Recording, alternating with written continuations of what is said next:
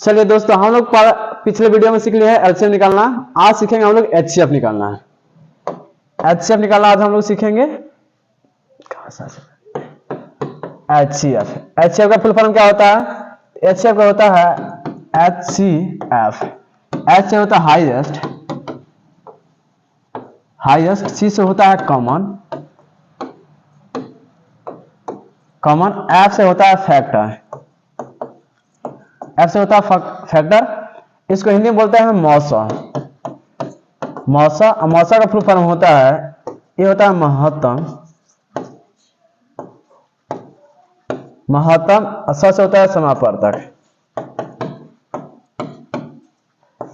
समापवर्तक। बैठिए 2 मिनट बैठिए अभी तो। हाँ, ये समझ आ रहा है? एचसीएफ, एचसीएफ को बोलते हैं हाईएस्ट कॉमन फैक्टर। इसको हिंदी में बोलते हैं मौसा। मौसा का फुल फॉर्म होता है महत्तम समापवर्तक। चलिए हम लोग सीखते हैं एचसीएफ निकालना। पहले होता है एचसीएफ, पहले भाग विधि से सीखिए 8, 10 और 12। कह दीजिए, बताइए एचसीएफ इसका एचसीएफ क्या होगा? तो हम लोग पहले सीखेंगे भाग विधि द्वारा। अब भाग विधि द्वारा इसे कैसे एचसीएफ निकालते हैं, तो पहले देखेंगे तीनों में, ये तीनों डिजिट में बड़ा कौन है? ये तीनों में बड़ा कौन है? तो तीनों में बड़ा देखेंगे तो ये बड़ा ये और छोटा है ये, यानी छोटे वालों को लिख लेंगे हम ऐसे और बड़े वालों को लिख लेंगे बीच में। 8 के टेबल में 12 आता है, 8 लिख लेंगे यहाँ पे, यानी 8 के टेबल में अगर 2 बार पढ़ा जाएगा तो 8 दूनी 16। जबकि जितना भी इसके अंदर डिजिट होता है उससे ज्यादा हमको लिखना नहीं होता है। 12 से ज्यादा नहीं लिखना होता, हम लिखेंगे 8 कम 8, घटाएंगे तो 12 में से 8 जाएगा तो 4। जब तक ये पूरा कंप्लीट नहीं कर जाता है तब तक हम इस डिजिट को नहीं उतारते हैं, यानी जो बच जाता है उसको नहीं उतारते हैं। तो यानी हो गया 4, 8 को उतार लेंगे यहाँ पे, 4 दूनी 8, घटाएंगे 8 में से 8 गया, कट गया, यानी ये टोटल संख्या कट गया यहाँ पे। अब फिर इसको उतार लेंगे यहाँ पे। इसको क्या करेंगे, जो इसमें से तीनों में से बचा है, यानी हम लोग 12 को उतार लिए हैं और 8 को उतार लिए हैं, अब बचा है 10 को यहाँ पे उतार लेंगे। 4 टू जा 8, यानी 4 दूनी 8, घटाएंगे 10 में से 8 जाएगा 2 को घेर लेंगे, इस 4 को क्या करेंगे यहाँ पे उतारेंगे, 2 दूनी 4, कट गया। यानी हम कह सकते हैं एचसीएफ कितना होगा, एचसीएफ 2 आंसर। आ रहा समझ में? ये है भाग विधि द्वारा। ये क्या है? भाग विधि द्वारा। आइए एक और भाग विधि द्वारा सीखते हैं हम लोग। 10, 20 और 40 ले लीजिए। 10, 20 और 40 का एचसीएफ ज्ञात करें। एचसीएफ ज्ञात करें तो हम क्या करेंगे, 10, 20, इसमें देखेंगे तीनों में छोटा कौन है? तीनों में छोटा कौन है? चलिए तीनों में छोटा कौन है? तीनों में छोटा देखा जाए तो ये क्या है, 10 है। 10 को ऐसे घेर लेंगे। अब बड़ा कौन है तो इसको बीच में रख लेंगे 40 को बीच में, 10 चौका 40, कटाएंगे 0 से 0 कट गया, 4 से 4 कट गया, यानी टोटल भाग लग गया। अब 10 को 10 फिर यहाँ उतार लेंगे और ये 20 को क्या करेंगे, इसके बीच में रख देंगे यहाँ पे, 10 दूनी 20, कटाएंगे, ये कट गया, यानी हमारा एचसीएफ कितना हो जाएगा, एचसीएफ हो जाएगा 10। यानी एचसीएफ वही संख्या होता है जिससे पूरा भाग लग जाता है, जिससे पूरा भाग लग जाता है, वही हमारा क्या होता है, एचसीएफ होता है। आ रहा समझ में? आइए, ये है भाग विधि द्वारा। कौन? ये है भाग विधि यानी मेथड 1 है। मेथड 1 है। मेथड 2 पे चलते हैं हम लोग। मेथड 2 होता है गुणनखंड विधि। क्या होता है? गुणनखंड विधि। हम लोग इसी को उतार लेंगे, 10, 20 और 40 को गुणनखंड विधि द्वारा हल करिए। 10, 20 और 40 को गुणनखंड विधि द्वारा। तो गुणनखंड विधि में इसको तोड़ते हैं। 10 के अभाज्य गुणनखंड विधि द्वारा है, 10, 20 और 40 को अभाज्य गुणनखंड करेंगे। अभाज्य यानी 10 को तोड़िएगा, इसे 10 को तोड़िएगा तो ये हो जाएगा 2 पच्चे 10, यानी अब नहीं कटेगा तो यानी 2 गुणे 5, 2 पच्चे 10 हो गया, 2 पच्चे 10। 20 को तोड़ेंगे 2 दूनी 2 दहिया 20, 2 पच्चे 10। 40 को तोड़ेंगे तो 20 दूनी 40, 10 दूनी 20, 2 पच्चे 10, यानी सबको तोड़ेंगे तो ऐसे आ गया। ये टोटल है भाज्य गुणनखंड, यानी अब ऐसे इसको खंड किया गया है कि अब इसके अलावा किसी अन्य संख्या एक दोबारा क्या होगा, वो खंडित नहीं हो पाएगा, यानी अब ये विभाजित किसी दूसरे संख्या से दूसरे अंक से नहीं हो पाएगा। और समझ में, हम इसको ऐसे HCF निकालने के लिए क्या करते हैं, देखते हैं कि तीनों में कौन सा डिजिट है जो मिल रहा है, तीनों में कौन सा डिजिट है जो मिल रहा है। तो हम पहले देखेंगे, तो पहले ये तो मिल रहा है क्या, 2 मिल रहा है, क्या 2। तो हम 2 कैसे क्या करेंगे, एक 2 मिल रहा है और एक 5 मिल रहा है, हम क्या करेंगे, इसको गुणा कर लेंगे, 2 गुणा 5 यानी हो जाएगा 10। हमारा क्या हो जाएगा, HCF बराबर HCF हो जाएगा 10 आंसर।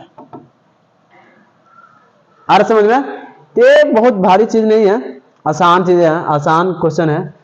अगर आप ऐसे कह रहे हैं कि बताइए 10, 20 और 40 में, 10, 20 और 40 में इसका क्या होगा, इसका HCF क्या होगा, इसको ज्ञात करिए कि वो कौन सी संख्या है जिसे ये तीनों में क्या होगा, भाग लग जाएगा। वो कौन सी संख्या है जो तीनों में भाग लग जाएगा। तो अगर 10 से भाग दिया जाएगा तो 10 से भी कट जाएगा, 10 से भी कट जाएगा, 10 से अभी कट जाएगा, यानी कह सकते हैं हमारा HCF हो जाएगा 10, HCF हो जाएगा 10। और समझ में, चलिए अगर ऐसे देखा जाए कि कहा जाए 2, 4 और 6 का HCF ज्ञात करें, 2, 4, 6 का HCF ज्ञात करें, तो इसका HCF ज्ञात करने के लिए हम क्या करेंगे, पहले तो देखेंगे एक तीनों में तीनों डिजिट किससे कट जाएगा, तो 2 से भी कट जाएगा, 2 से भी कट जाएगा, 2 से भी कट जाएगा, यानी हम कह सकते हैं HCF इसका हो जाएगा 2 हो जाएगा, HCF 2 हो जाएगा, आंसर हो जाएगा।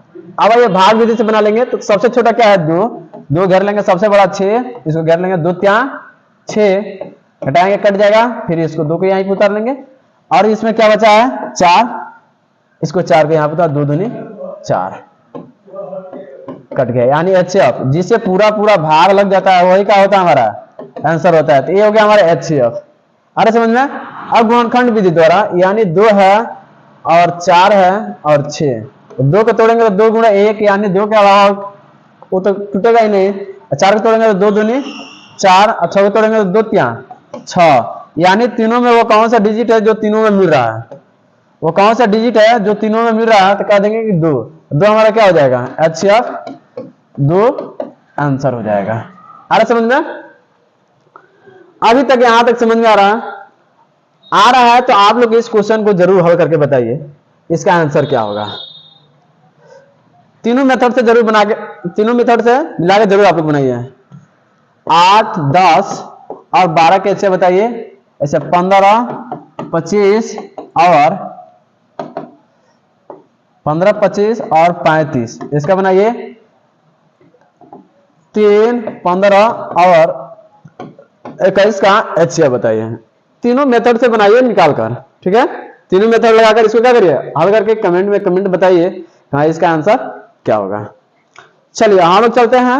अब दोनों मेथड LCM और HCF दोनों एक ही अगर पूछ लिया जाए कि बताइए 2, 4, 6 का LCM और HCF ज्ञात करें, तो कैसे बनाएंगे, आइए समझते हैं हम लोग। दोनों मेथड एक ही में, LCM और HCF एक ही में ज्ञात करना होगा।